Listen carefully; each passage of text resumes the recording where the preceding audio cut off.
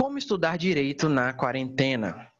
Reparem que eu fiz essas animaçõezinhas aí para vocês entenderem que é um aspecto de duplo sentido, né? Como estudar direito na quarentena, né? Direito com D maiúsculo, a ciência jurídica na quarentena, e também serve, né, para quem não for da área do direito, como estudar direito, como estudar bem, né, do modo correto na quarentena. Primeiramente, nós vamos começar com a análise dos hábitos, né? Uma análise primeiramente filosófica, né, para não perder o costume, porque os meus alunos sabem que eu gosto muito dessa filosofia, né? José Ortega y Gasset, um filósofo espanhol, ele tem uma frase muito interessante, que ficou muito famosa, que é: eu sou eu e minhas circunstâncias. Eu quero que vocês reflitam sobre essa frase, porque ela tem um profundo significado. Ele quer dizer que eu, né, o eu interior, nós todos, a personalidade humana, é formada por um aspecto subjetivo, né, o nosso eu interior, mais as nossas circunstâncias. As circunstâncias da vida que nós somos subjugados desde o nascimento, né, desde até antes do nascimento, né? Pesquisas científicas já afirmam sobre as consequências psicológicas, físicas todo mundo já sabe, mas principalmente emocionais, psicológicas, do tempo da gravidez, né? E todos sabem, todos os meus alunos sabem que eu tenho 2 filhos, então eu acompanhei de perto a gravidez, as duas, da minha esposa, e eu tenho certeza disso. Né? Até o próprio psique, a própria personalidade, ela já começa a ser forjada desde a barriga. Então, são circunstâncias que, em parte, são incontroláveis e, em parte, são controláveis. Né? Isso quer dizer, essa frase de Ortega y Gasset, quer dizer que você, meu caro aluno, é formado pelo seu eu interior e pelas suas circunstâncias. As circunstâncias da sua vida, elas determinam quem é você. E você só vai se conhecer, ou seja, a chave para o autoconhecimento, na verdade, não é só uma análise interior. A chave para o autoconhecimento, segundo Ortega y Gasset, é conhecer o seu eu interior, mas também conhecer as suas circunstâncias. Se você não domina as suas circunstâncias, ou seja, se você não compreende as suas circunstâncias e as consequências que essas circunstâncias influenciaram na sua vida e no seu eu interior, você não consegue se compreender. Então, nós podemos entender que há 2 tipos de circunstâncias: circunstâncias controláveis e incontroláveis. Nesse material, nós vamos falar sobre circunstâncias controláveis. Por quê? Porque há muitas circunstâncias na nossa vida que são incontroláveis. São incontroláveis tanto nas causas quanto nas consequências. Há circunstâncias que são controláveis nas causas, mas incontroláveis nas consequências. Por exemplo, ter um filho. Até certo ponto, na maioria das vezes, nós controlamos, assim espero, para todos, a causa. Se engravida ou não, se tem filho ou não. Isso é regra, né? É o ideal. Nós podemos controlar, pelo menos, essa circunstância. Mas uma vez que há a fecundação, a gestação e o nascimento, o que vem por aí é incontrolável. Ou seja, aplicando de forma bem concreta, ter um filho é uma circunstância que pode diminuir o tempo de estudo. É uma circunstância que, pela consequência, é incontrolável. Afinal, você é responsável pelo seu filho. Mas a causa disso é controlável. No meu caso, eu escolhi ter. O primeiro, principalmente, eu escolhi. O segundo veio meio sem querer, mas eu sabia do risco, né? É aquele teoria do Roxin, né? Eu assumi o risco. É um risco permitido e eu assumi o risco. Enfim, deu no que deu. E eu estou com um menino de 5 meses. Então, assim, a consequência desses atos, embora os atos próprios sejam controláveis, os atos causa, as consequências são incontroláveis, ou seja, eu tenho responsabilidades com meus filhos, principalmente agora na quarentena, que, por exemplo, não tem escola para o meu filho mais velho, é uma circunstância que eu não posso controlar. Eu tenho que dedicar tempo do meu dia para ele, certo? Mais tempo do que o normal. E agora estamos num novo normal. Então, é incontrolável. É claro que isso vai diminuir o meu tempo de estudo. Mas eu tenho, por outro lado, circunstâncias controláveis. Eu quero que vocês também analisem quais são as circunstâncias controláveis e incontroláveis nas suas vidas. As controláveis nós podemos dispor sobre elas e pensar sobre elas. Eu espero que no final dessa live, né, desse workshop, desse primeiro dia, você possa entender e refletir sobre os seus hábitos. Quais são as circunstâncias da vida de vocês que vocês podem controlar? E quais circunstâncias são hábitos que vocês mal sabem que são hábitos? Por quê? Ou bem controlamos as nossas circunstâncias, ou bem deixamos que as circunstâncias nos controlem. Não há escapatória, pessoal. Ou nós tomamos as rédeas das circunstâncias das nossas vidas, ou bem nós somos controlados pelas circunstâncias. Então veja que no próprio exemplo dos filhos, se você sai fazendo diversos filhos, o homem, por exemplo, ele vai ser controlado por uma circunstância que é pagar pensão. Ou se estiver junto com a esposa, né, com a mulher, com a mãe, de cuidar dos seus filhos, ter responsabilidade sobre os seus filhos. Então são circunstâncias que vão controlar as nossas vidas. E se a gente não quiser controlar as nossas circunstâncias, nós vamos ter circunstâncias efetivamente que vão controlar a nossa vida. E por que isso é ruim? Nós vamos entender agora. Se não criarmos bons hábitos, outros se instalarão em nossa vida. Não ter bons hábitos significa ter hábitos ruins. Então veja que quando a gente pensa em estudar, né, como estudar na quarentena, é um tema muito especificamente ligado a hábitos. Porque nós estamos, a priori, em casa, né, quarentenados, e nós dividimos o nosso dia conforme as nossas circunstâncias. Boa parte das nossas circunstâncias são os nossos hábitos.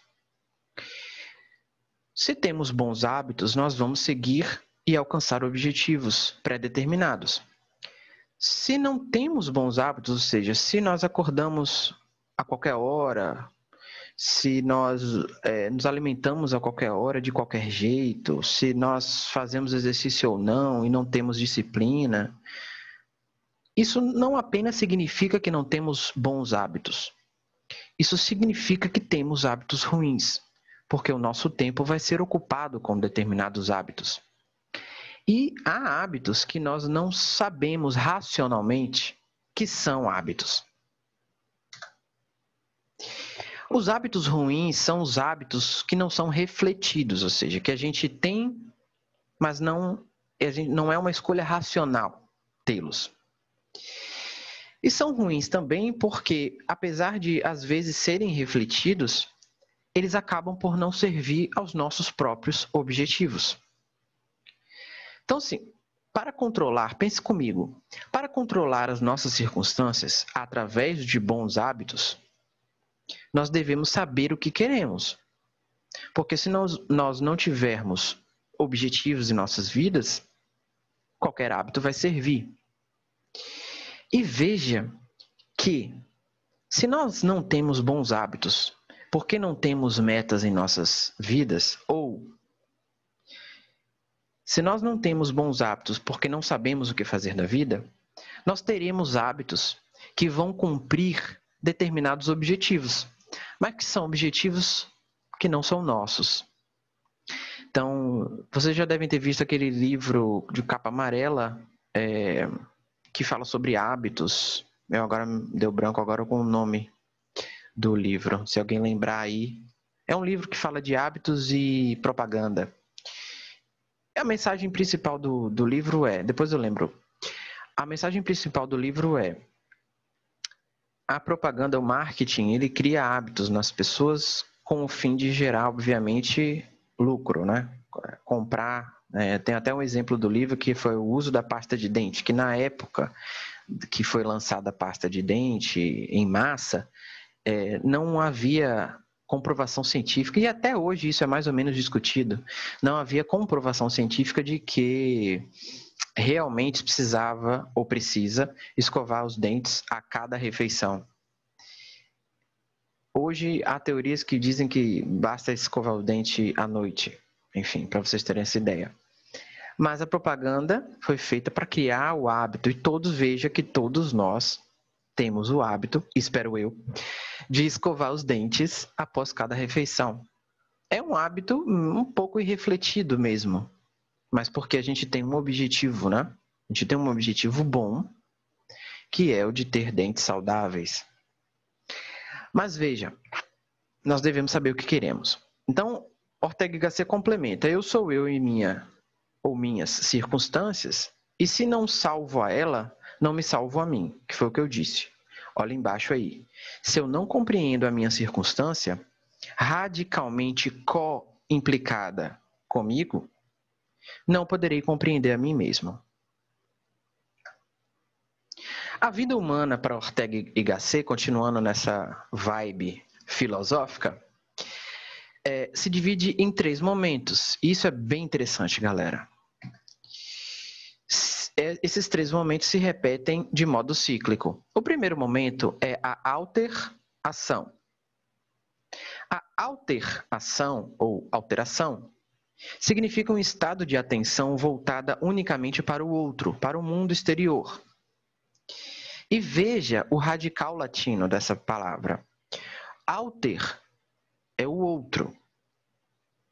Então é a ação destinada, voltada unicamente ao mundo exterior, ao outro. Daqui você tira que as distrações são estados de alteração, ou seja, são estados, para Ortega y Gasset, irrefletidos. Daqui você tira também que os instintos são estados de alteração. Daí você conclui que os animais estão constantemente em estado de alteração, porque eles vivem em função das respostas e das ações dos outros animais e das próprias urgências. Então, estar alterado é uma fase do estado animal instintivo. O segundo momento da vida humana, e aí só a vida humana tem, para Ortega y Gasset, é o ensimesmamento. Ensimesmamento é uma palavra que existe em português, que significa uma autorreflexão, um voltar-se para si. É um estado peculiar do ser humano. Ele conceitua, é um retirar-se virtual e provisoriamente do mundo e recolher-se dentro de si. Para quem estudou hermenêutica jurídica comigo, vai lembrar de quem? Gadamer. É a fase de suspensão dos preconceitos. Você suspende a preconcepção que você tem das coisas. Você se volta para si. O ensimesmamento é esse estado peculiar do ser humano de reflexão.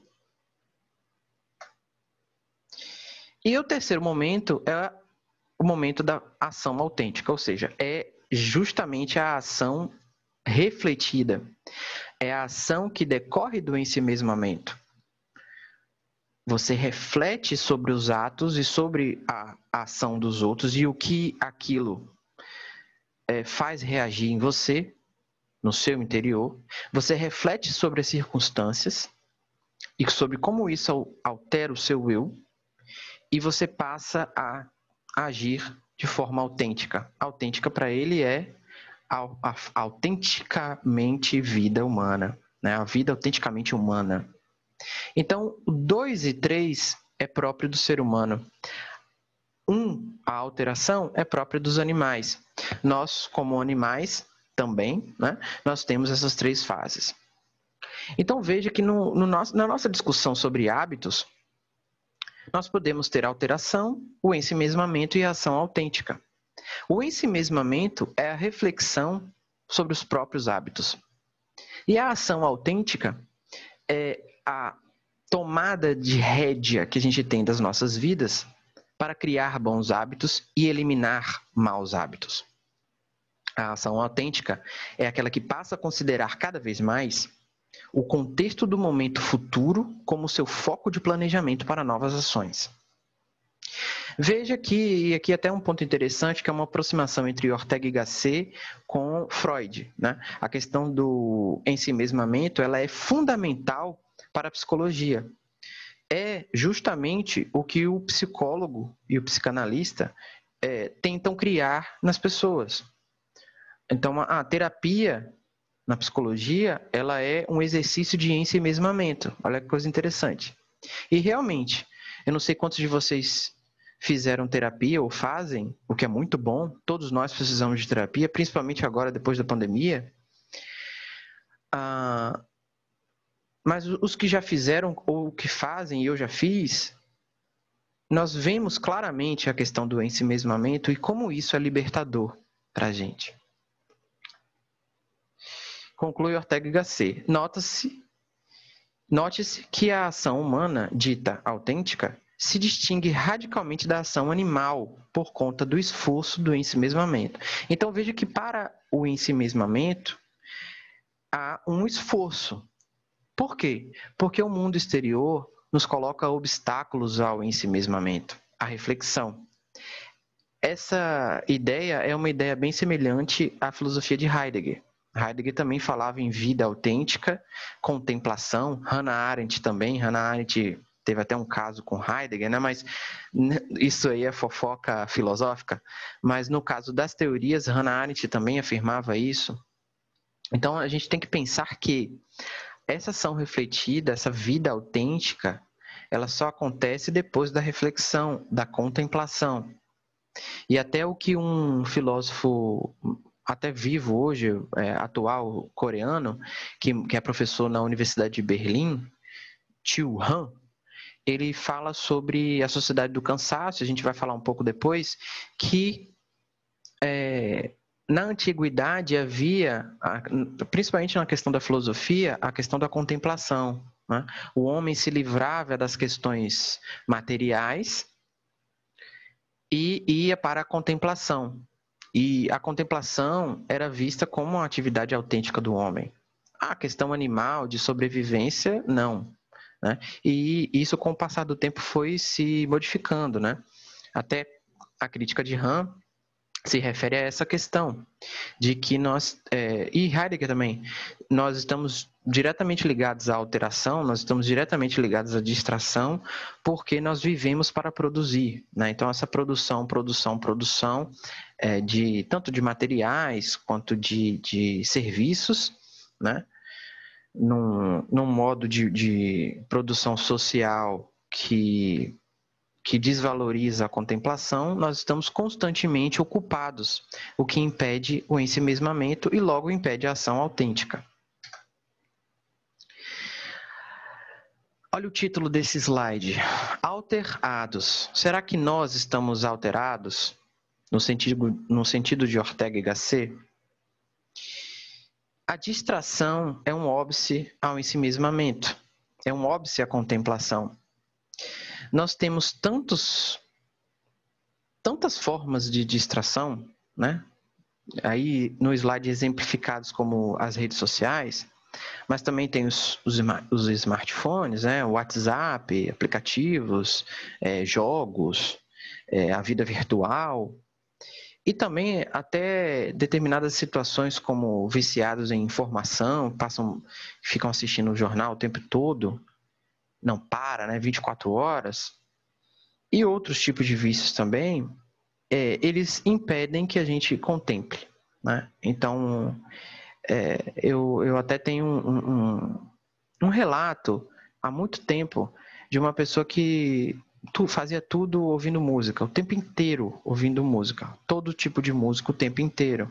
Até na hora de tomar banho, ele tomava banho, ela, né, no caso, tomava banho ouvindo música, saía do banho ouvindo música, estudava ouvindo música, o tempo inteiro ouvindo música.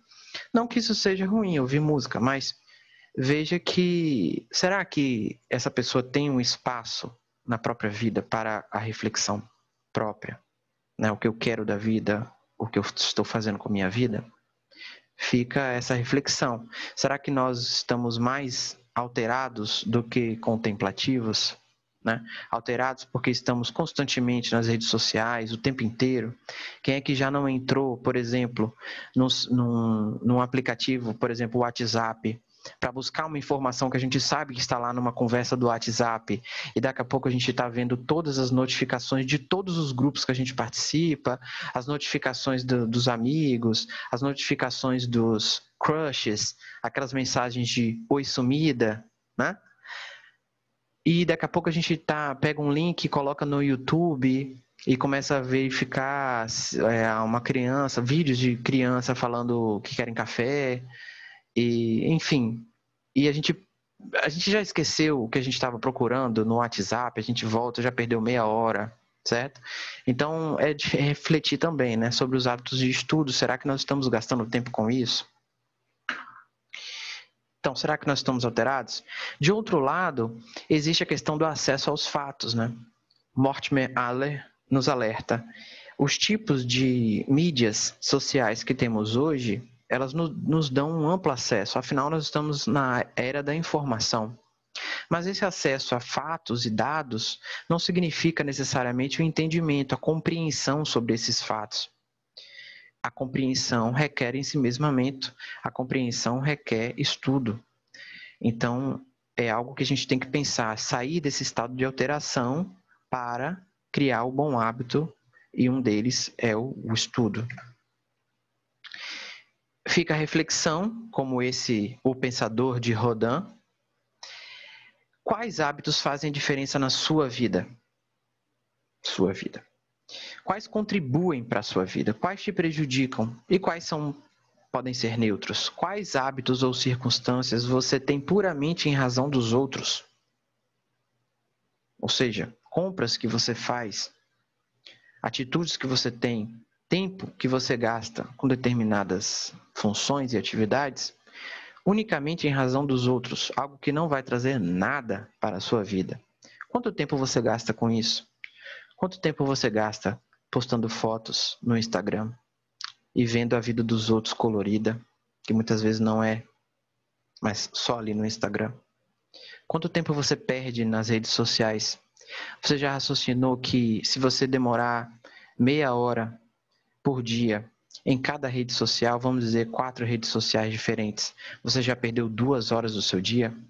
E você considera que o dia não se estica, que nós temos 24 horas todos os dias, e que 8 horas, pelo menos, devem ser destinadas ao sono. Então, se no dia útil, vamos dizer assim, no tempo que você está desperto, se você já gasta 2 horas com hábitos inúteis, muitas vezes, você já perdeu muito do seu dia. E talvez esse seja o problema para você aumentar o seu ritmo de estudos. Então, qual a solução? Todos esses pensadores aí, inclusive o maior deles, nos diz que é criar o hábito da vida contemplativa ou do ensimesmamento. A solução para isso é traçar objetivos e refletir sobre os hábitos condizentes a esses objetivos. É cultivar hábitos dos nossos modelos, como, por exemplo, Jesus Cristo. O exemplo do Evangelho é o perdão. O perdão, se vocês observarem bem, a máxima de perdoar 70 vezes 7 não é perdoar 490 vezes. Essa máxima significa criar o hábito do perdão. Porque através desse hábito, você vai entender o que significa amar o outro como a si mesmo. E aí você vai perdoar. Você vai entender a como ter compaixão, até que esse hábito se torne algo fixo em sua vida. Ok? Então, na verdade, ele quis dizer isso, criar o hábito de perdoar. Porque no início, e assim como o estudo, o início pode ser muito ruim, pode ser muito doloroso. Mas assim que você adquire o hábito e a disciplina para tanto, isso se torna algo natural em sua vida. primeira fase para organizar os estudos na sua quarentena é entender que há dois sentidos na vida de todo mundo: os vetores espaço e tempo. Aqui eu pego emprestado a filosofia, ou melhor, a teoria da relatividade de Einstein, que é algo difícil de entender, mas que com essa imagem ela fica bem interessante. Einstein, na teoria da relatividade, ela dividiu em teoria da relatividade geral e especial. E a teoria da relatividade especial, ela diz que os corpos celestes, eles estão inseridos numa malha de espaço-tempo. É essa malha que vocês estão vendo aí com essa grade. E em razão do peso, ou seja, em razão da massa desses corpos celestes, os corpos causam uma distorção no espaço-tempo. Estão entendendo? Essa distorção do espaço-tempo ela já foi medida pela sonda Gravity B da NASA, que está aí no slide, em 2007. Comprovou dois efeitos previstos por Einstein: o efeito geodético, ou seja, como a Terra curva o espaço-tempo, e o efeito de arrasto, como a rotação da Terra distorce o espaço-tempo ao seu redor. Isso está cientificamente comprovado. A teoria de Einstein, Einstein comprovou a sua teoria através de modelos matemáticos, mas a sonda Gravity B da NASA, em 2007, comprovou em termos de evidência científica, além da matemática. O que isso quer dizer, pessoal? Exatamente, a teoria da relatividade significa que cada planeta tem uma noção de espaço-tempo diferente. E a gravidade faz essa distinção para cada planeta. Significa dizer que para cada corpo celeste, o tempo passa diferente. O tempo é relativo. Por que eu estou falando isso? Porque para organizar nossa vida de estudos, nós precisamos organizar esses dois vetores. Porque senão o tempo, que é relativo para todos, passará mais rápido e nós não conseguiremos constituir os nossos hábitos. Então, nós temos que observar e organizar os nossos vetores espaço-tempo. Primeiramente, organizar o nosso espaço. Vejam essas duas figuras. O espaço bastante bagunçado, com essa pessoa aí com uma gravata Didi Mocó, a princípio feliz. E do lado direito, um espaço organizado, clean, limpo. Qual espaço vocês acham que se produz mais e mais rápido? Principalmente, qual espaço, e isso já está descrito cientificamente, qual espaço propicia o maior aproveitamento? O espaço organizado. Há teorias psicológicas de que se você organiza o espaço ao seu redor, isso é um exercício de organização da sua própria mente. Há teorias em relação a isso. Se você vive na bagunça é porque sua mente está bagunçada. Tá? E se você quer arrumar é porque você está num processo de organizar os seus pensamentos. Há um truque na mente, e aí muitos alunos fazem uma ou outra coisa, no sentido de que a mente humana, ela se adapta. Então, por exemplo, a cama é um espaço em que nós deitamos para descansar. O sofá, nós deitamos para nos distrairmos. Então, se a gente escolhe o sofá e a cama para estudar, nós não vamos conseguir nos concentrar devidamente. Nós temos que ter um espaço específico. E esse espaço específico que a gente não descansa e nem tem lazer ou distração, é o espaço que a gente vai ficar mais focado. Então, essa é uma dica, é um truque que a nossa mente cai. Se a gente estuda em lugares que a gente descansa, a gente pode até conseguir estudar, mas a gente acaba por se distrair muito mais facilmente. Então, o local de trabalho e de lazer nunca deve ser o local que você estuda. Então, primeiro, o espaço onde você estuda tem que ser organizado. Se você tem uma sala em que ela vive cheia de materiais e você não consegue organizar, tente organizar pelo menos um canto, um local específico para você estudar. E aí você poderá ter mais foco. Que se dane o resto, bagunçado, mas aquele cantinho ali vai ser específico para o seu estudo. Por último, diferenciar lazer e distração.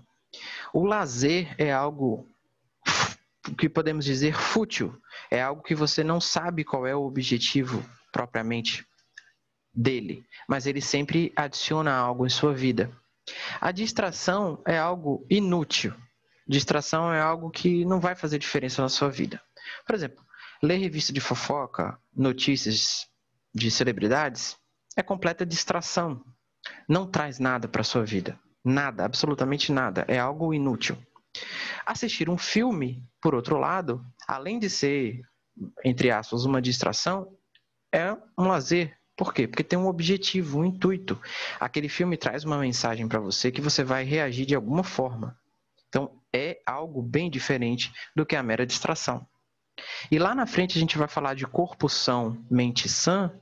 Nós vamos perceber que o lazer, quando você alia lazer e exercício, você ganha tempo. Você está distraindo a sua mente, relaxando e ao mesmo tempo você está cuidando do seu corpo. Então, por exemplo, quando você começa a correr, né, você vê aquilo como um lazer, porque você está indo para um parque, por exemplo, você vê o verde, na UESC mesmo, você pode fazer Cooper na UESC quando voltar, olha que maravilha. Porque você está aliando o lazer com o exercício, você está cuidando, isso está trazendo algo para a sua vida, que não é a mera distração. Segundo, organizar o tempo. Organizamos o espaço e organizamos o tempo. Trouxe essa frase bem bonita aí essas duas frases, né, no caso, essa citação de Mário Quintana. 3 frases. O tempo não importa. Se for 1 minuto, 1 hora, uma vida, o que importa é o que ficou deste minuto, desta hora e desta vida. Veja que é o aproveitamento do tempo que importa e não as horas, minutos que passaram. Terceiro vetor, né? Espaço, tempo, corpo. O nosso corpo. Mens sana in corpore sano. Então, se nós cuidamos do nosso corpo, nós podemos ter habilidades que vão contribuir para o nosso foco e nosso estudo. Então, qualquer atividade física que a gente faça e também dormir. Dormir está cientificamente comprovado que o sono deve ser, ao menos, né, dependendo da idade, mas em regra de 8 horas seguidas, ele propicia que você memorize, né? Então, assim, quando você estuda conscientemente, você se apropria das informações e quando você dorme, você seleciona as informações mais importantes para a memória de longo prazo. Isso está cientificamente comprovado. Então, o sono auxilia o estudo e o conhecimento. Então, é importante, muito importante dormir. Outra questão que a gente tem que organizar são os nossos objetivos, né? Trace metas diárias, semanais, mensais e anuais para a sua vida.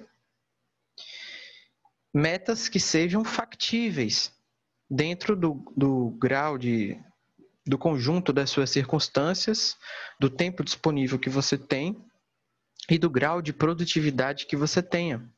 Não adianta, galera, pessoal que estuda para concurso, tem muito sabichão que fala assim, eu estudo 10 horas por dia.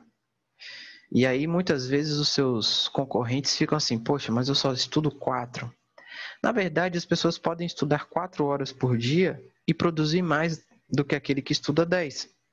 Veja que se a pessoa que estuda 10 horas, ela não está num espaço adequado, ela para toda hora, ela não dorme direito e ela também não faz exercício físico, ela pode não memorizar a quantidade de informações que você consegue memorizar fazendo tudo isso e estudando menos horas por dia, porque o seu estudo é mais focado e mais intenso.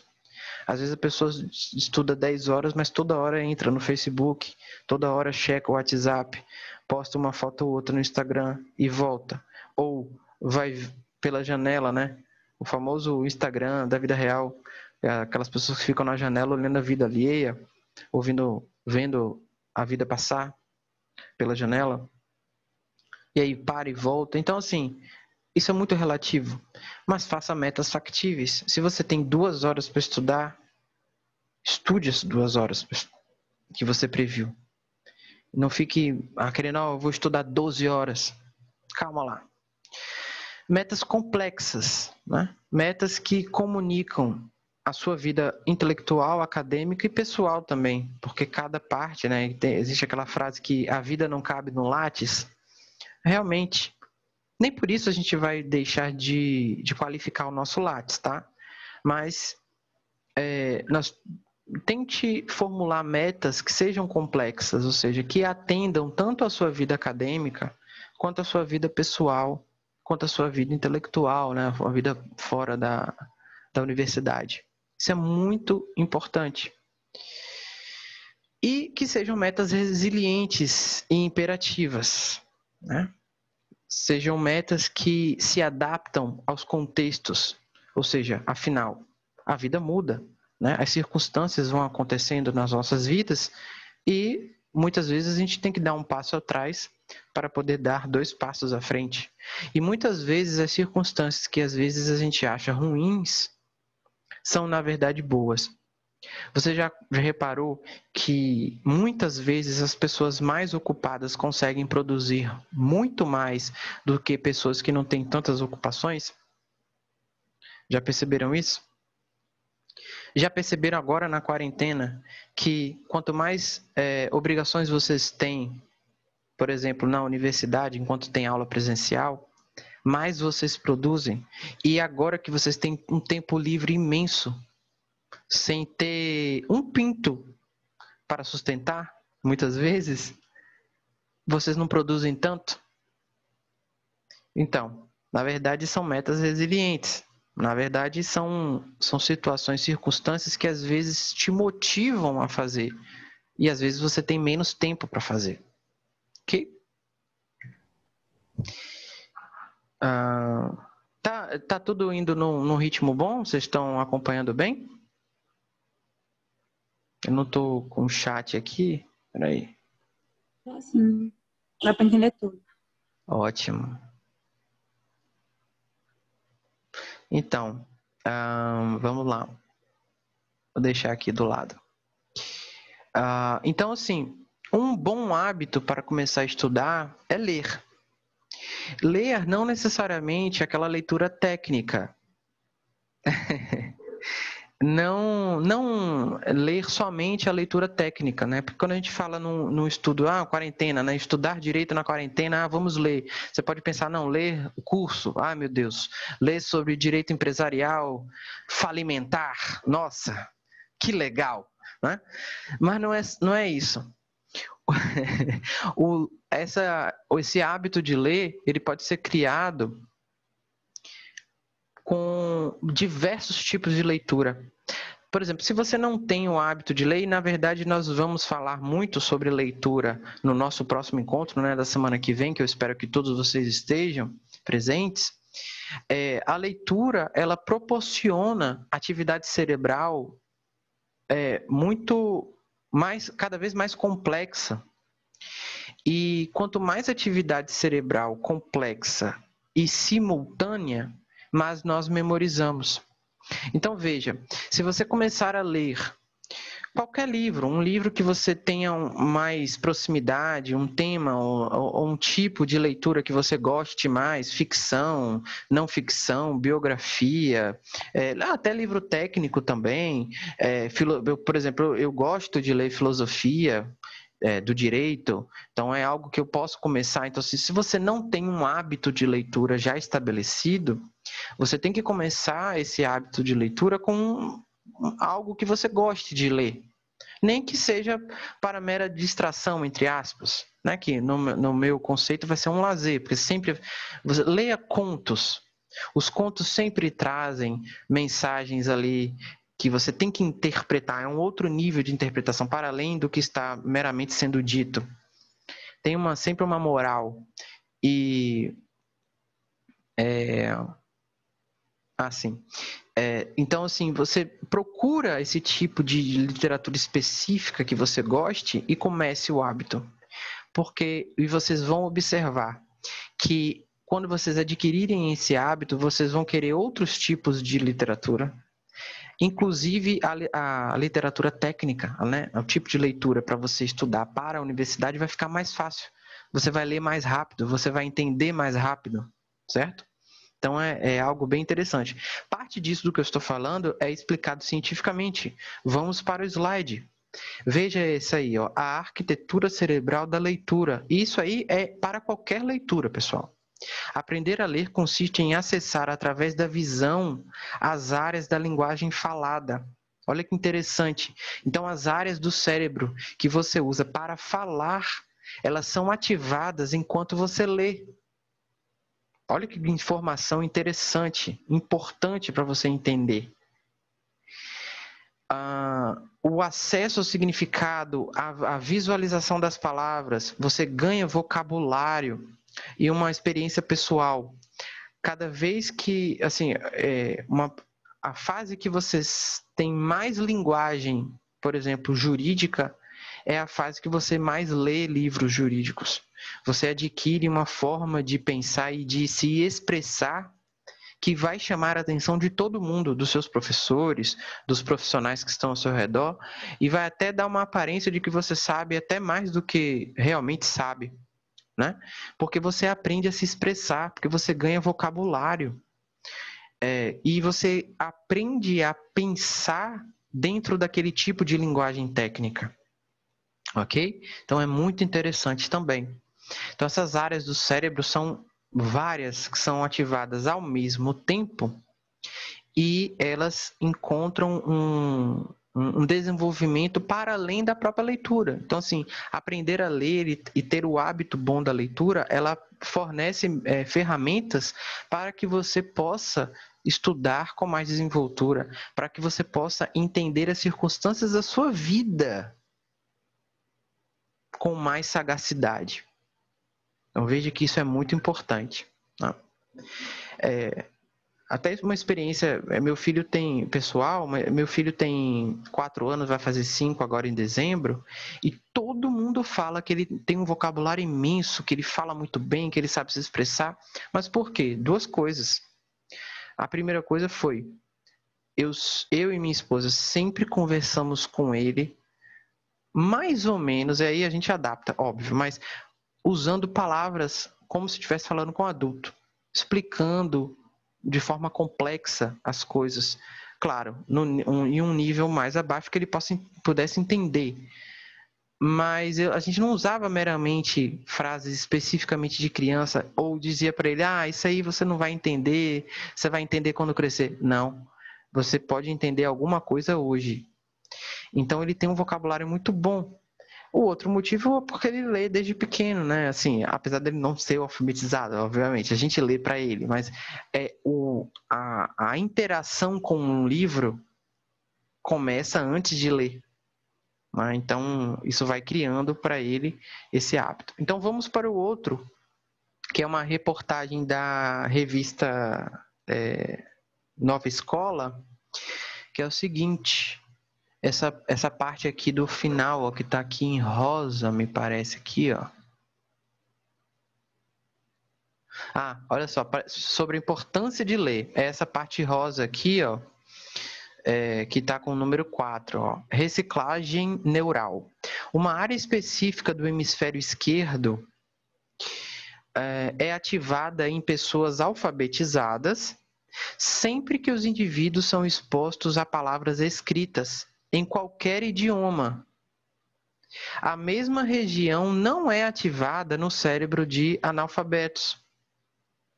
Isso significa que a alfabetização reciclou essa área para se encarregar da leitura. Então veja que uma área específica do cérebro é ativada quando a gente lê, né? No próximo slide, aqui, na verdade, uma imagem aí é em inglês, né? E a outra é em português, mas elas estão expressando a mesma ideia. Vejam as áreas do cérebro. Primeiro, nessa parte de cima aqui na letra A, pronouncing a word after hearing it, que é as áreas do cérebro que são ativadas ao se pronunciar uma palavra depois de ouvi-la. Veja que as áreas coloridas, amarelo, azul, roxo e laranja, elas são menores do que as áreas do cérebro que está abaixo, né? Que são ativadas quando nós pronunciamos uma palavra depois de ler essa palavra. Então, acima, depois que nós meramente ouvimos. E abaixo, quando nós pronunciamos a palavra depois de lê-la. Então, veja que a área é muito maior. Veja que essa área verde aí, ela é ativada. Veja que a área de Broca, né, Broca's area, ela é um pouco maior e ela se relaciona com outras áreas de forma mais efetiva. E a área do córtex primário também é ativada depois que a gente lê e não meramente depois que a gente ouve. Interessante, né? Essa parte aqui a gente vai pular para causar no outro, para falar no outro. Então, estudando, né, durante a quarentena, nós encontramos a possibilidade das aulas remotas, né? Então, nós temos alguns aplicativos. Agora mesmo a gente está usando o Zoom, mas também tem o Meet e tem o Google Classroom. E há vários outros, né? Tem o Teams e outros aí. E a gente cria determinadas ferramentas para poder ser utilizadas nessas aulas remotas. Então, primeiramente, nós temos que criar o hábito e nos prepararmos para as aulas remotas, que é uma nova realidade que a gente está diante, né? Então, nós temos que, para aproveitar o estudo na quarentena, nós temos que nos organizar, né? Nós temos que planejar a nossa semana e o nosso mês. Nós temos que planejar, inclusive, e aí para os alunos da UESC, né, nós temos que planejar sabendo que em menos de um mês nós vamos começar as aulas remotas, dia 5 de outubro, e nós vamos precisar muito do foco de todos, porque trata-se de uma ferramenta nova para todos, né? Para todos, tanto para os professores quanto para os alunos. Prepare resumos e apresentações ao estudar, porque essas apresentações serão utilizadas. E eu falo isso não por mim, tá? Eu falo também por outros professores, né? Eu já conversei com o Harrison, com o Luiz Carlos, com o Cairo. Então, todos vão, o Guilhardes, todos vão usar metodologias que vão precisar da interação. E também controlar o tempo para suas atividades, a fim de controlar o resultado das suas atividades. Então, eu coloco para vocês um manual PGDA, que é o Pedro Germano dos Anjos, né? O nosso manual de aulas remotas. Primeiramente, você vai organizar o seu espaço e você pode organizar desde agora, tá? Para estudar.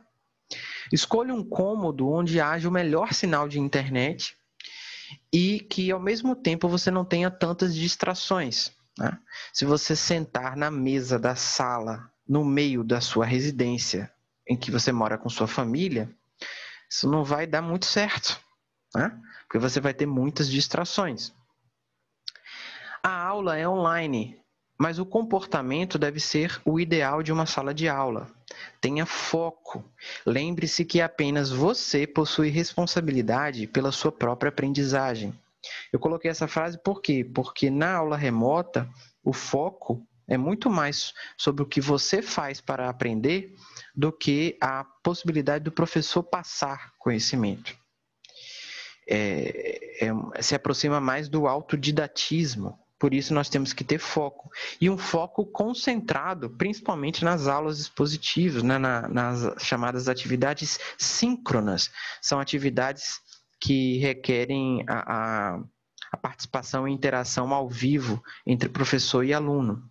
Então a gente tem que ter um foco determinado nessas aulas, mais até do que a gente tem na aula presencial, para poder aproveitar.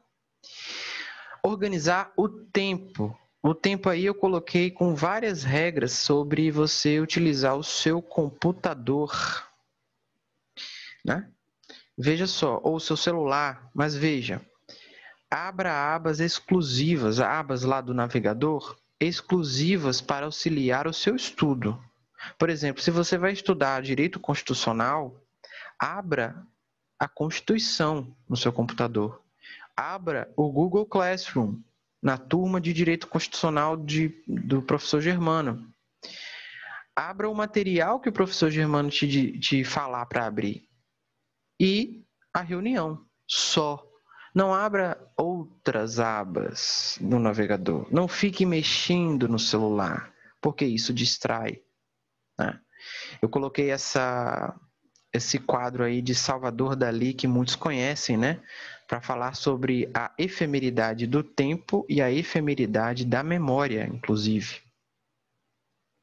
Esse é um quadro muito significativo. Veja que o aproveitamento do tempo, principalmente nas aulas síncronas, é muito precioso. Por quê? Para você não se distrair com outras questões, veja essa pobre garota está sendo assediada por diversas tarefas a fazer, distrações, tablet, celular, organização de gráficos, o tempo que está passando inexoravelmente. Veja só, nós precisamos ter foco, principalmente nas atividades síncronas e também no estudo, porque principalmente o estudo você faz sozinho e aí você precisa ter um foco porque você não tem um acompanhamento, para podermos desenvolver a memória auditiva e a memória visual. Tá? O tempo é precioso. Trabalhamos com foco nas aulas para que vocês tenham tempo e tranquilidade para estudar sozinhos.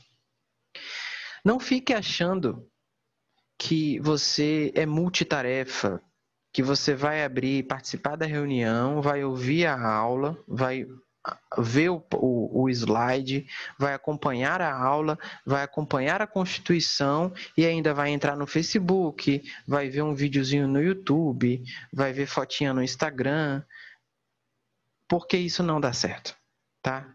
Isso não dá certo, vai por mim. O foco nas aulas, principalmente, tem que ser um foco específico para elas. Faça só como se você estivesse na sala de aula e até mais, porque você vai estar sozinho, ninguém vai te controlar, certo?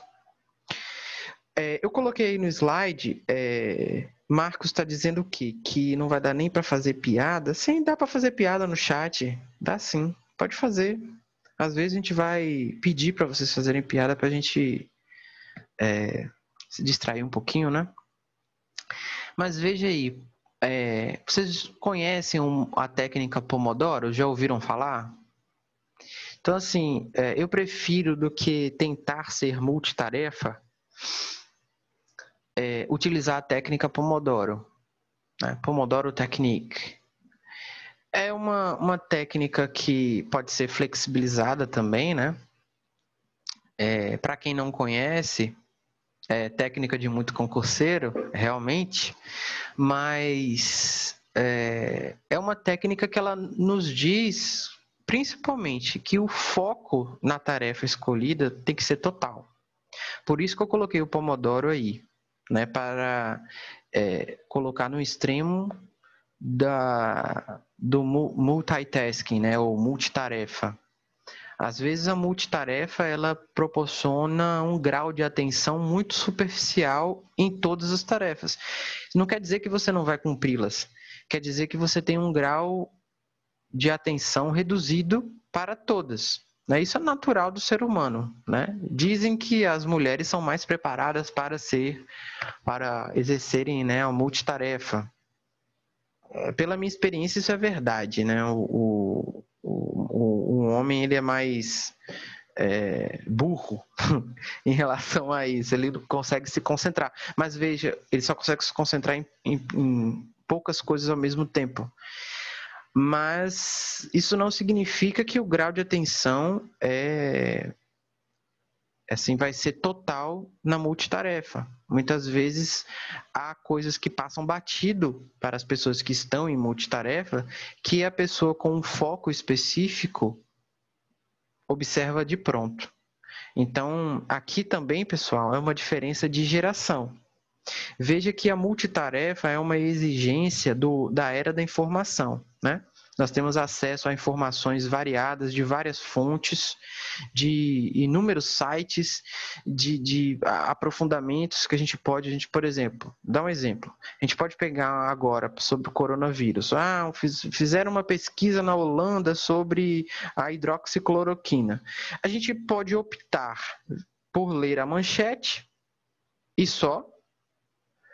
A gente pode optar por ler a manchete, ver a origem da notícia e ler a reportagem, ou a gente pode procurar a própria pesquisa que a reportagem faz menção, até para a gente poder cruzar as informações, para ver se a reportagem realmente está fiel com as informações conseguidas na reportagem, ou aliás, na pesquisa.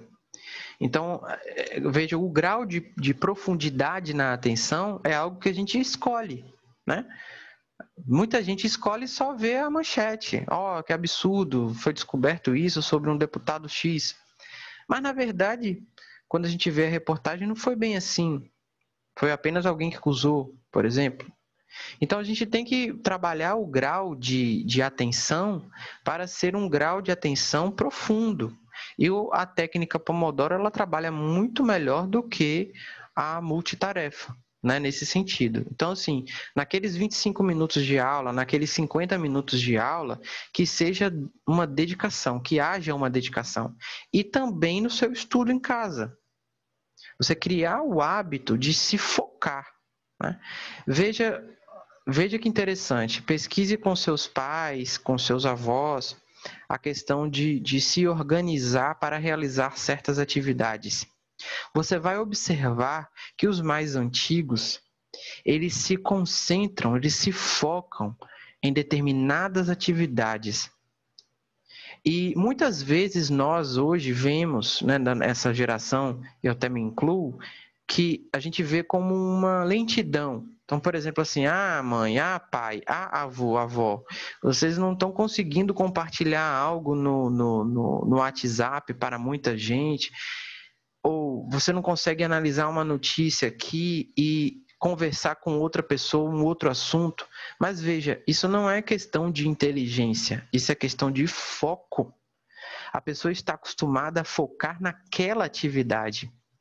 E naquela atividade ela consegue identificar muito mais, ela consegue refletir sobre aquele dado muito mais do que nós na era da informação, que a gente trabalha com diversas informações, notícias, mensagens, chats, aulas, YouTube, certo? Então, veja que é uma abordagem diferente. E muitas vezes a gente julga essa lentidão como uma espécie de ignorância ou uma espécie de inaptidão para o uso tecnológico, mas muitas vezes não é. Então, assim, nesse caso vale o menos é mais. Então, quanto menos abas você tiver no navegador, melhor. Porque aquelas abas vão... Veja, faça esse teste. Eu creio que vocês sabem disso, porque vocês usam um computador, né? Me diga aí no chat se não é verdade. Que tem gente que, por exemplo, você abre o computador, tá? Você liga o computador, o notebook, abre a área de trabalho, tem 100 ícones. Pronto, sua área de trabalho já está bagunçada, galera.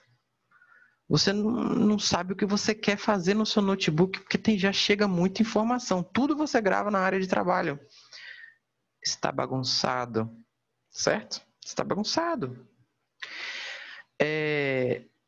O navegador, se você tiver muitas abas ao mesmo tempo, você vai se distrair. Porque você vai estar na aba da reunião, daqui a pouco você vai estar em uma aba, sei lá, de uma notícia de futebol. E aí você perde o foco. Então, quanto mais abas você tem no seu navegador, até dá uma aflição assim ver tantas abas abertas, porque parece que você tem 20 coisas para fazer. Quanto mais abas abertas tem, mais coisas você tem para fazer. E às vezes é falso, né? Você só abriu para ver uma informação ali e fechar. Então, muitas vezes, o número de abas diz muito sobre o seu foco no computador, né? E utilize essa técnica, né? Estipule um tempo que você vai colocar foco total naquele assunto. Eu vou estudar poder constituinte, eu não vou ver na internet mais nada, eu só vou ver poder constituinte. Então, posso abrir o YouTube? Posso, se for uma aula sobre poder constituinte. Posso estar numa reunião ou não, ou posso estar vendo o Conju. Vou abrir o consultor jurídico, vou ver notícia que sirva para esse poder constituinte. Então, veja, se foque naquele momento. Nos 5 minutos de descanso, você pode fazer o que você quiser. Né? Então, assim, estipule 25 minutos de foco e 5 minutos de descanso. Depois mais 25, 5 de descanso. Mais 25, 5 de descanso. Mais 25, 30 minutos de descanso. E esse descanso não é um descanso só para você ficar de cara para cima, né? Você pode fazer, por exemplo, e tem aplicativos para isso, faça um exercíciozinho. Tem exercício que você faz em casa, tem muitos aplicativos que você pode utilizar, eu faço, e está dando resultado, creiam. Mas nesses 30 minutos você pode fazer 15 minutos de atividade física intensa ali, que vai te dar outro gás, tá? Entenderam essa diferença? Muitas vezes evite a multitarefa, porque a multitarefa te dá a impressão que você está sendo muito produtivo. Mas pelo contrário, você às vezes tem uma atenção superficial, você memoriza pouco daquilo que você está fazendo. E com a técnica de aprofundamento do foco, não. Às vezes, pessoal, esse é o problema. Esse é o problema. Entendeu? Muitas vezes a gente... esse problema para muita gente, eu não consigo estudar, eu não consigo desenvolver... Por isso, porque você está tentando estudar aquele assunto sob inúmeras formas diferentes, né? Fazer ao mesmo tempo aula com... Tá bom, meu amor, boa noite. Coisas da quarentena, né? Muitas vezes você pode estar fazendo, querendo, por exemplo, os estudantes de concurso, né? Ah, Beatriz, tem muita gente com seu nome? É culpa minha, foi mal. Mas a pessoa troque, por favor. Troca porque aí. tem gente, tipo assim, que tá escrevendo aí. No começo eu tinha me assustado, mas aí depois me explicaram. Aí tinha meu nome e uma foto de um homem. Aí eu tava, meu Deus, o que é isso? Pois é. Foi mal, foi porque eu mandei o link, aquele link que eu até mandei no grupo nosso. Eu não sabia que ele era um link específico para você. Aí entra com seu nome. Até eu peço que as pessoas realmente mudem os nomes, que como está sendo gravado e depois você vai fazer a lista de chamada, pode ser que dê um erro, entendeu? Então a pessoa que não seja Beatriz, por favor, entre e coloque o nome específico para a gente poder ver a presença, e aí só vai dar Beatriz, né? Tem Marcelo William também, que tá triplicado aí também, multiplicado. Ok. Clonaram aí, beleza. É porque, como é a primeira vez que eu estou utilizando, aí esses erros são normais. Teve uma pergunta aqui no chat que eu já posso responder. O tempo de pausa pode ser utilizado, por exemplo, para ver um vídeo no YouTube, ou já seria uma quebra do foco? Então, Daniel Caldas, meu querido aluno, não, né? Porque assim, na verdade, esse período de descanso é realmente a quebra do foco, tá? Realmente é quebra do foco. Então, sim, se você, pela técnica do Pomodoro, é o seguinte, você tem o foco específico, profundo naquele assunto, naquela seara ali, e você quebra o foco com 5 minutos.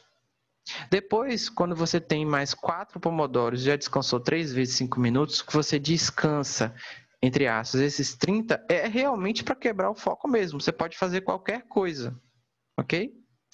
Que seja algo, eu aconselho que seja algo construtivo. Então, como eu falei, nós temos que organizar o espaço, o tempo, as metas e o corpo, porque organizar, entre aspas, o nosso corpo é importante para a nossa memorização, para o nosso conhecimento. Então, trabalhar o nosso sono, trabalhar o exercício físico é imensamente importante para a gente poder adquirir conhecimento. Isso galera, cientificamente comprovado, que não é charlatanismo não, tá? Isso eu só estou colocando aqui ou filosofia ou ciência, não tem nada de achismo. Isso é cientificamente comprovado. Horas suficientes de sono e a prática de exercícios físicos contribuem para o sucesso de adquirir conhecimento. Certo? Então, se o seu foco é adquirir conhecimento, trabalhe o sono e o exercício. Vocês sabem que tem estudos científicos que até aconselham a você tirar cochilo. Então, Daniel e demais alunos, esses 30 minutos, se você estiver cansado, coloque um despertador, descanse 15 minutos, tire uma soneca. Isso faz um bem para a recuperação das suas células neurais imenso. É um bem imenso. Então, se atentem para isso. Você pode tirar soneca nesse tempo também. Olha que coisa legal você tirar umas sonequinhas durante o dia sem se julgar, né? Porque tem um sério julgamento, né? Quando a gente... tô tão cansado, vou dormir um pouquinho aqui, vou tirar uma pestana. Aí já vem... Eu, pelo menos, sou assim. Já vem aquele julgamento. Poxa, você vai dormir 1 hora dessa? Mas não, você pode ser cientificamente comprovado, direito fundamental que devia estar na nossa Constituição de tirar uma sonequinha, tá? Tirar uma sonequinha no dia. E a técnica Pomodoro nos permite isso, desde que nós utilizemos os 25 minutos em cada bloco como foco total naquela tarefa. Tá entendendo? Joyce, nós vamos pedir uma PEC, né? Tem que ter uma PEC para incluir o direito ao descanso intrajornada dos estudantes. Mas, enfim, desde que o foco seja total naquelas tarefas durante os tempos de Pomodoro, né? Aí no slide o tomatinho, né, de 25 minutos, desde que o foco seja total, na quebra do foco nós podemos fazer o que quisermos. Eu aconselho descansar, cuidar de tarefas mecânicas, aquela velha lavar louça, né? Contribuir nas tarefas de casa, ou descansar, né? Tirar uma sonequinha, ou no meu caso, para quem tem filho, né, também brincar um pouquinho com o filho, isso é sempre bom, eles sempre querem nossa atenção. E isso nos refaz também. Cara, me dá uma alegria olhar para aquela carinha sorrindo pra gente. É tão bom. Isso refaz o dia. No nosso humor melhora, tudo melhora. Então, ou fazer um exercício físico, né? Tem aplicativos aí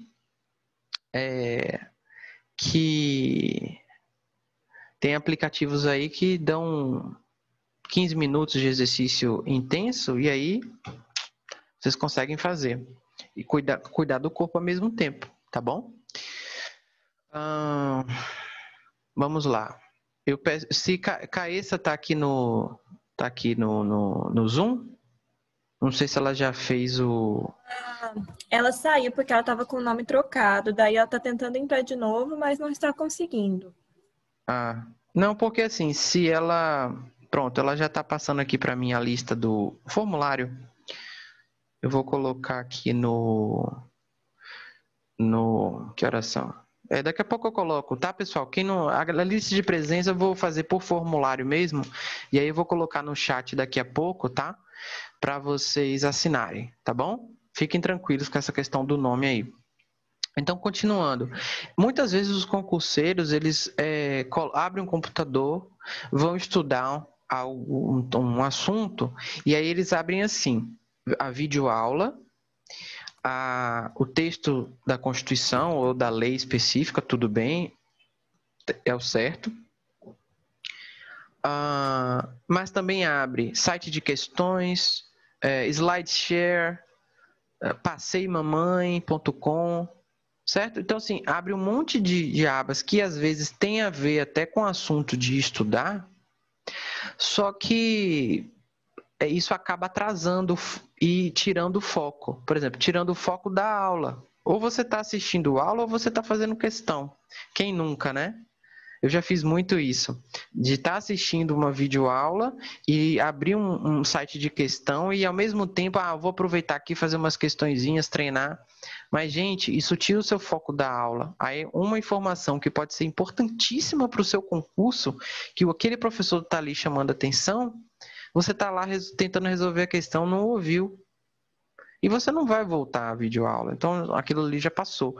Então, o Pomodoro é isso, é foco total em uma determinada atividade. Se você vai sentar para assistir uma videoaula, você vai assistir a videoaula, certo? Você só vai sair se o professor pedir. As minhas aulas vão ser assim. Se você... Aí, outro tempo, você pode, por exemplo, você assiste 25 minutos de videoaula gravada, descansa 5 minutos, os outros 25 não, agora eu vou fazer questão. Então você vai fazer questão de concurso, que para os concurseiros, para quem não sabe, é muito, muito, muito importante você fazer as questões que já caíram, ok? Então você usa esse segundo bloco de 25 minutos para fazer questões.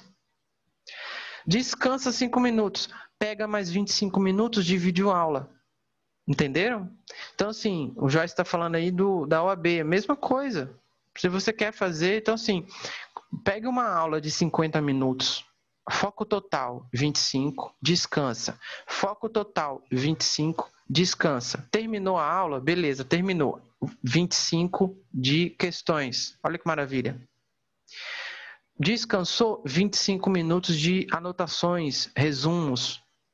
E depois descansa 30 minutos para você poder, por exemplo, pegar outro assunto. Ok? Isso serve para concurso, mas serve também para estudos em geral. Tá? Você assistir uma videoaula de teoria do Estado, de filosofia do direito, assuntos que você goste, que você queira estudar. Você trabalhar essa questão do foco, 25 minutos, para 5 minutos, dá uma andada, bebe uma água, faz umas flexões, enfim, umas abdominais, enfim, anda ao redor da casa ou dentro do apartamento e tal, e volta, né? Sempre tenha o tempo marcado para isso, né? É importante. Entenderam? Se tiver alguma dúvida, pode falar. Eu prefiro o Pomodoro do que a multitarefa. A multitarefa te dá a impressão de que você está fazendo muita coisa, mas você está com foco baixo, o seu aproveitamento não é tão bom, ok? Sim, André Gabriel está perguntando, esse tempo de 25 minutos pode ser ajustado para mais? Pode. Pode. E também até para menos, tá? Até para menos. Tá, beleza. Seu avô tá lá, né? Seu avô tá lá, né? Não. Já foi embora? Já. Ah, tá. Participação especial, Davi. Então, vamos lá. Sim, para mais e para menos. Né? Você pode, por exemplo, pode ser que um dia você esteja cansado, entendeu? Você está com dor de cabeça. Você faz 15 minutos de foco total. Eu estou muito cansado, vou dar uma parada. Beleza, dá uma parada, 5 minutos, bebe uma água, toma um remédio, depois você volta. Pode ser até para menos. O ideal é que seja 25, porque essa técnica ela trabalha com neurociência, né? A questão do tempo que você leva para se concentrar e tal. É ideal que seja 25, mas você pode colocar para menos num dia que você estiver cansado, ou para mais até, né? Eu costumo fazer mais. Então, assim, a aula remota, por exemplo, ela vai ser mais do que 25 minutos ali de aula síncrona, né? De aula direto. Vai ser 40, 50 minutos, vai ser o dobro. Então, você vai ter que ter foco total em 50 minutos. Claro que a gente vai, eu mesmo, né? A gente vai dinamizar o negócio, talvez uns 5 minutos de quebra de foco ali para a gente poder, né, relaxar, mas de todo modo vai ser um tempo maior. A gente pode ajustar para mais se você estiver se sentindo bem. O ideal é que você pare, né, e até do ponto de vista físico, né, você pare um pouco para esticar as pernas, para se levantar, para esticar, né, se alongar, porque isso faz bem também até para a própria concentração, tá bom? Vamos seguir aqui. Esse é um ponto bem polêmico, né, para essa geração específica de digital, né? E até para a questão da aula remota também. E, sim, qual é essa questão? É a utilização do mundo digital ou do mundo escrito, né, físico. No meu manual eu coloco: você está assistindo a uma aula remota? Use um caderno. Não anote as coisas no computador, no Word, no bloco de notas, alguma coisa assim. Não faça isso de primeira. Faça isso depois. De primeira, você use um caderno e escreva suas observações em um caderno. Isso é muito importante, ok? Isso é muito, muito importante. Por quê? A neurociência, e isso está no slide, a neurociência nos responde a seguinte pergunta: como nosso cérebro aprende? 10% apenas lendo, 20% ouvindo. Então, os podcasts, né? A aula mesmo, quando essa parte que você ouve, 20% do desempenho do aprendizado é através dessa audição. 30% de desempenho quando só está observando, né? Com aquela observação participante, né? Vamos dizer assim. Quando você observa um experimento, por exemplo. 50% de desempenho vendo e ouvindo, que é a parte da aula, né? Olha só que legal. Então, a aula em si, e muita gente fala, a aula para mim é dispensável, eu aprendo muito mais lendo em casa. Beleza, é porque demora mais também para você ler e aprender. Você aprende mais. Só que vendo e ouvindo, né, utilizando esses sentidos, você consegue 50% de desempenho no aprendizado. 70% de desempenho discutindo, debatendo. Discutindo aí eu acho até que está errado, porque discutir em português tem aquela questão ruim de ser uma altercação, né? De ser uma briga. O debate com outros, com os colegas, você já aumenta para 70%. 80% fazendo. Então, como é que você quer aprender a redigir uma petição? Como é que você quer aprender a redigir uma procuração? Você vai ter aula, você vai ler sobre o assunto, mas você só aprende fazendo, meu amigo.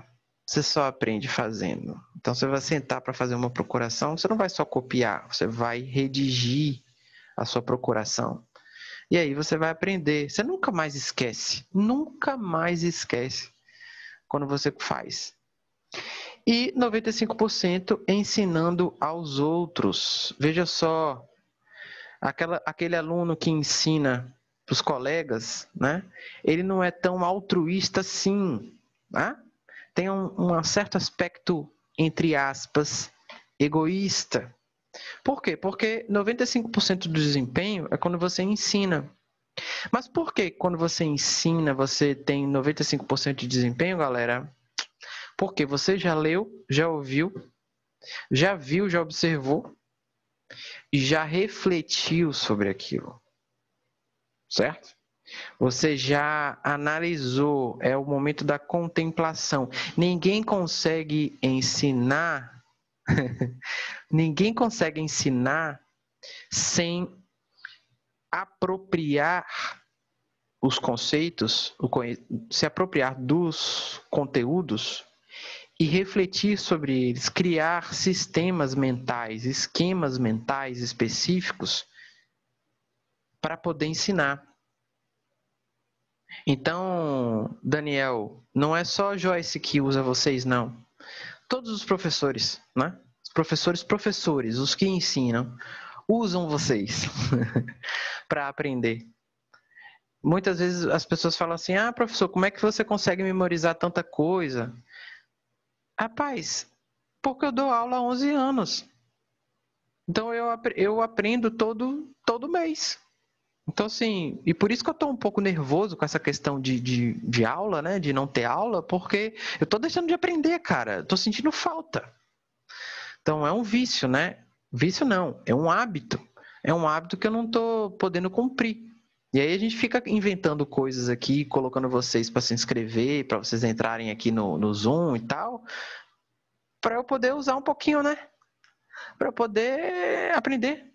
Então, assim, ensinar, você tem que se apropriar de esquemas mentais próprios seus, organizar aquelas ideias na sua mente. Não é só meramente repetir. Você tem que se apropriar e criar esquemas mentais para você lembrar e você facilitar, né, a didática, facilitar essa transmissão de mensagens e de conteúdo. E isso é importante. Então, assim, estimulem isso. Eu até vou, lá no novo PPC da UESC, eu vou tentar incluir essa discussão, né? A gente ampliar a questão da monitoria, porque é muito importante você ter o próprio estudante tentando ensinar. E por quê? Porque beneficia todo mundo, né? Não só os professores ensinando. Isso é muito, muito importante. Agora, voltando à questão de escrever, eu coloquei o link lá no Google Classroom para vocês, não sei se vocês já abriram, uma pequena reportagem sobre uma pesquisa científica que foi feita, e tem outras também, sobre a questão de responder a seguinte questão. Nós aprendemos mais quando digitamos ou quando escrevemos, né? À mão, caneta e tal. Nós aprendemos mais quando escrevemos. Tá? Então tem até uma alegoria de que você escreve e ao escrever você está escrevendo no seu cérebro. Você está utilizando algo que... Veja, isso é bem mecânico mesmo. Veja, reflitam comigo. Pensem que você está escrevendo a letra A, certo? E aí lembrem das aulinhas de caligrafia. Você está escrevendo a letra A de forma cursiva, que é cientificamente a forma que propicia mais memorização, tá? Até isso eles já investigaram. A memorização se dá mais até entre aqueles que escrevem e não digitam, ou escrevem primeiro para depois digitar, aqueles que usam letra cursiva. Por quê? Porque você acompanha a própria formação da letra, ok? E ao escrever cursivamente, aquela imagem visual da palavra que você mesmo escreveu, ela se torna uma memória. Você está escrevendo a letra A. Veja que o ato de digitar é um ato mecânico. Todas as teclas são iguais. Já pararam para pensar nisso? O cérebro, ele só tem aí uma identidade visual que é de memorização, para você saber qual letra você vai escrever, ok? Mas vocês já perceberam que quando vocês estão escrevendo, que, por exemplo, vocês erram a grafia de certas palavras e vocês não percebem que erraram, certo? Isso significa que houve um hiato entre o que você queria escrever e o que saiu, ok? Esse hiato é muito menor quando você escreve. Ele acontece muito mais enquanto você digita. E essa é a razão. Porque o foco e o trabalho de escrever é um trabalho com foco primário nas próprias letras, no que você está escrevendo. Você erra muito menos. Claro que demora mais, mas você erra muito menos do que digita, no que é ao digitar. Por quê? Porque as teclas são iguais. Entenderam? Então, o estudo aqui, o científico diz isso, que colocaram aí no chat, para quem não viu, que escrever propriamente gera mais memorização do que digitar.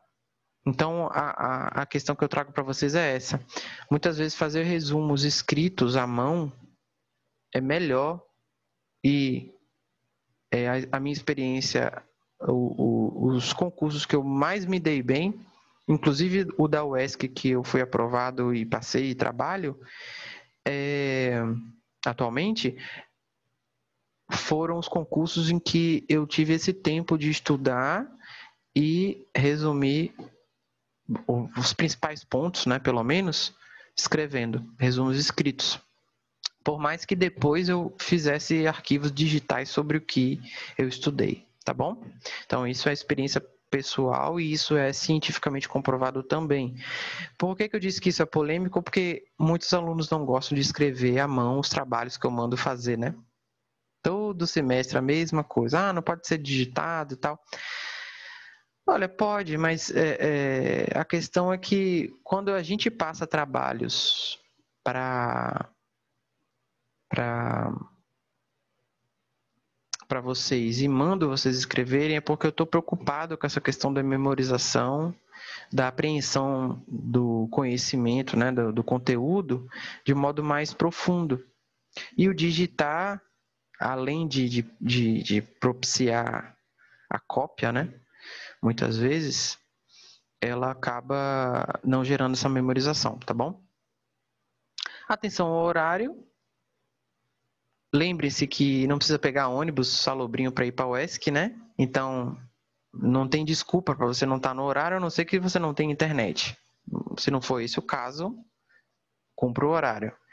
Microfones desligados, usar somente quando requisitado. Aqui tem um estudo também sobre o que eu estava até falando, né? Quando você ouve palavras, as áreas do cérebro que são ativadas. Quando você vê palavras, ou seja, quando você lê, é outra área que você ativa. Quando você fala e quando você pensa sobre as palavras. Então, assim, o ato de leitura é um ato que engloba essas duas gravuras da direita aqui nessa imagem da esquerda. São áreas ao mesmo tempo que são ativadas. E quanto mais áreas concomitantes do cérebro você ativa, mais você propicia a memorização profunda. Então, por mais tempo você vai ter aquela memorização, aquele conhecimento, tá? Essa pesquisa aqui foi uma pesquisa. A pesquisa mostra que escrita à mão é mais instrutiva do que digitar. É essa aqui mesmo que está no slide. Vídeo. Os professores devem se preparar para a aula do vídeo, né? Por que não as alunas e os alunos? Lembrem-se que a interação é necessidade nas aulas remotas. Então, assim, de preferência que o professor veja vocês, certo? E aí gera até uma polêmica que o pessoal não se arrumou e tal, assim, mas quando começarem as aulas remotas, pessoal, se arrumem como vocês estivessem indo para a universidade. Porque o aspecto do aprendizado também é visual. Lembre-se do cérebro, né? Do que você vê e a resposta que o professor tem. O professor dá uma aula até melhor também. Tá? Quando ele vê a reação dos seus alunos. Eu pus essa imagem aí porque a gente lembra da nossa infância. Quem aqui não lembra da nossa infância, das primeiras palavras, dos desenhos, de quando as professoras ou professores sentavam ao nosso lado para nos ensinar? Isso fica na nossa memória para sempre. Então, isso é muito importante, é o aspecto visual do aprendizado, auxilia a nossa própria memorização, tá bom? Não use samba canção, né? Determinadas pessoas não se arrumam nem para ir para o UESC, né, Marcos? Infelizmente.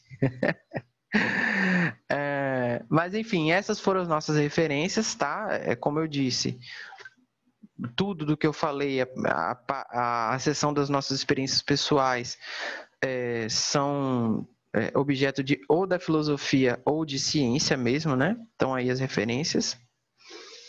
E eu fecho com o mesmo slide da outra live. Quanto ao mais, tudo que é verdadeiro, honesto, justo, puro, amável, de boa fama, se há alguma virtude e se há algum louvor, nisso pensai. Então, aproveitar o tempo, essa passagem de Filipenses, capítulo 4, versículo 8, é muito importante. Ela fala pra gente como a gente deve aproveitar o tempo, na verdade, né? Procurar no nosso tempo tudo que é verdadeiro, honesto, justo, puro, amável, de boa fama. Procurar a virtude e o louvor em tudo, em todos os minutos da nossa vida. E aí, nós vamos aproveitar, né? A virtude aqui, no nosso caso, é uma virtude do objetivo de vida com os nossos estudos, né?